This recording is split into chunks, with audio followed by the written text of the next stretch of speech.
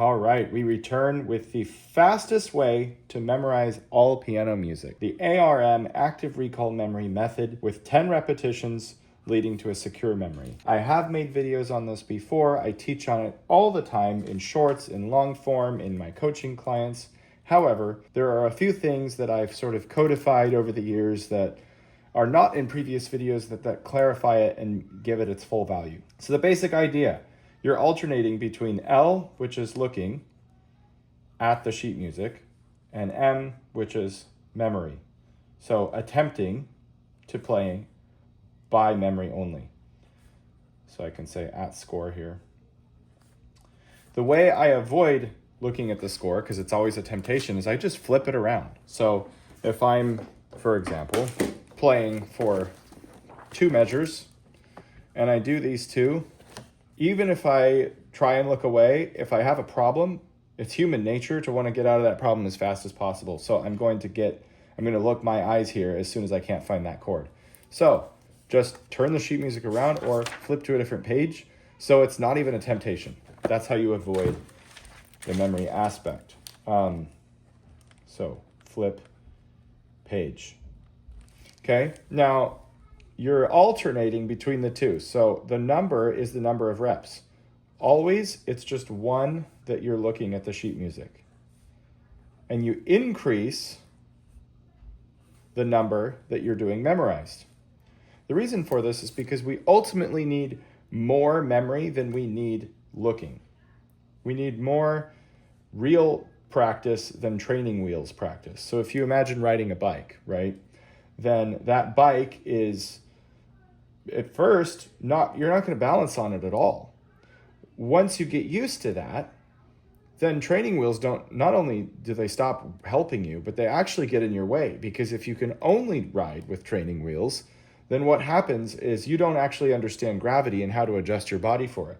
So when you do try occasionally to do your bike, it's incredibly uncomfortable and not successful. But if you do it enough, eventually you will accommodate. So if we just codify that and make it part of the system right away, and then actually make memory more, in other words, taking the training wheels off more often, then it will become comfortable very quickly. And here's the thing, most people put in like 50 reps looking, build a bunch of muscle memory, then try without training wheels. The problem with that is now you're relying on your muscle memory and you no longer understand consciously what does and doesn't make sense to you. So, the word conscious is the key. Conscious equals key, no muscle memory. That is the least secure form of memory. It's one of the 4 types of memory where you just do it so many times you have a tactile memory of it in your body. And you can just, I remember how that feels. Problem is there's not time to consciously process that, so when there is a mistake there, you don't really know how to solve it, and you have to start from the beginning and put in more and more reps to warm up. That's how most people practice, and it's incredibly unhelpful. So what we're going to do instead of that is put our memory to the test constantly under pressure, not allowing it to even be a temptation to look at the score to get your question answered. But then, of course, you are going to have a question. So here's what you do. You try a section looking, and then you immediately try it memory. I should say like flip page. We'll do a little flip symbol. And right when you're done with that memory, you ask this 3-word question. What confused you? Or if you're talking to yourself, what confused me? I say what confused you to my students all the time. Now, what confused you is exactly what it sounds like. In my original video on this, I just basically ignored this part. And then later I made a short on it and I said focus on the stuff that was difficult, which is kind of true. But this is a better question. It gets better answers. Because if you say what confused you, you might have gotten it right, but there was a pause. Or you might have gotten the right fingering, but you weren't confident that it was correct, right? So it's not just what was good and bad. It's what confused you. And you reflect on that for a second. Reflect. And you use that reflection to then influence the next time you try it while looking. So now you're doing it not just to put in more physical reps, but you're bringing your level of consciousness up and your awareness to a higher degree than it was the first time you looked at it. And specifically focusing only on what confused you, one issue of it. So if you make 4 or 5 mistakes, just try to focus on one. Solve that one this time. Then put your memory to the test again, this time twice, because we're now building a little bit of muscle memory and just also building that stuff without the training wheels, right? Same thing. You do not ask the question after the first time. You go for both reps, regardless of how well they went or did not go. And then you ask again, what confused you? Through reflection. On either rep, what you're going to notice is you may have made a mistake on one of the two, but not on the other. That's very common. Or something might have really confused you the second time, even though it went well the first time. Also very common. So again, you take that information, you gather it, and you let that influence how you pay attention to it the next time you look at it. And this time now you do one more 3 times by memory. And by this point, it should be really secure. I'll talk about why it doesn't feel that way in a second. But you do it one more time just to triple check, one more set of what confused you after 3 memory reps straight in a row. I'll do that. And then you look at it one more time, basically just to confirm. At this point, you're not gathering more data, you're just confirming. Confirm.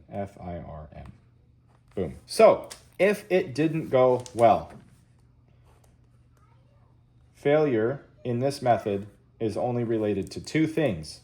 It was too long, meaning I played 4 measures when I should have been doing 2 measures.